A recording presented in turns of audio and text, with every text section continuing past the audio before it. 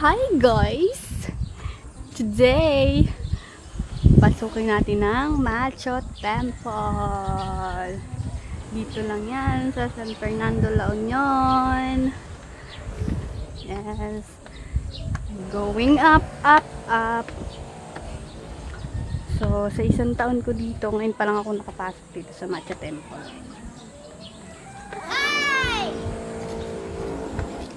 Yes. This is not only tourist spot but isa talaga siyang temple para sa mga Chinese. And kapag dadayo kayo dito, you need to respect. May mga lugar na hindi po pwedeng pasukin kasi nag-aano sila. So yan, makikita nyo dyan yung makikita nyo yan guys. Yan yung 4 point dito sa San Fernando, La Union. Pwede din doon pumunta. Ito yung pinaka-temple nila. So, dyan sila nag-aalay ng dasal.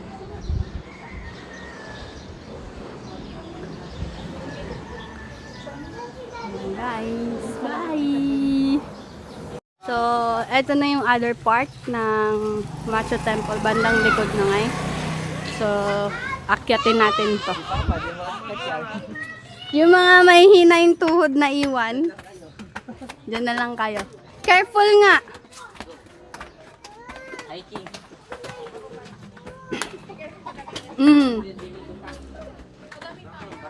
So, mataas siya.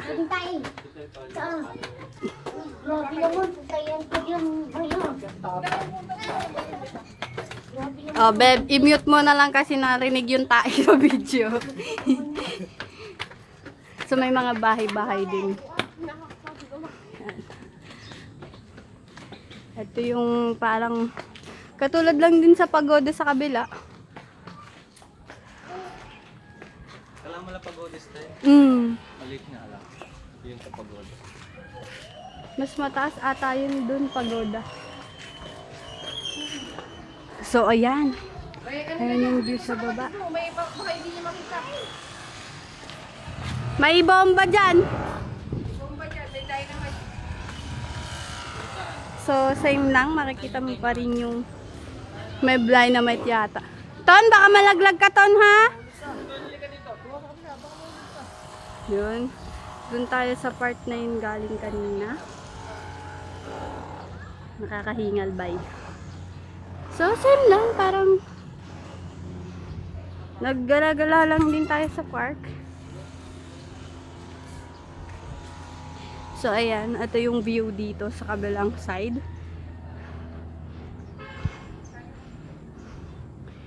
Isa lang din to sa mga tourist spots dito sa La Union. Ayan. Kita pa rin yung mga establishment niya. Vlogger yan. Yes. Is pagoda. Actually, dalawa yan eh. May isa pang pagoda. Ayun pala yung nakikita natin, oh.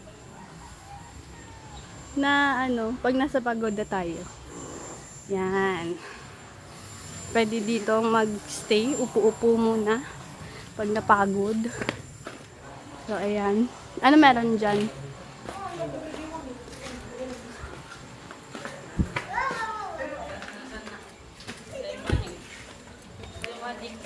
Wala naman. May puno lang. May momo! May momo! Yan. Bye, guys!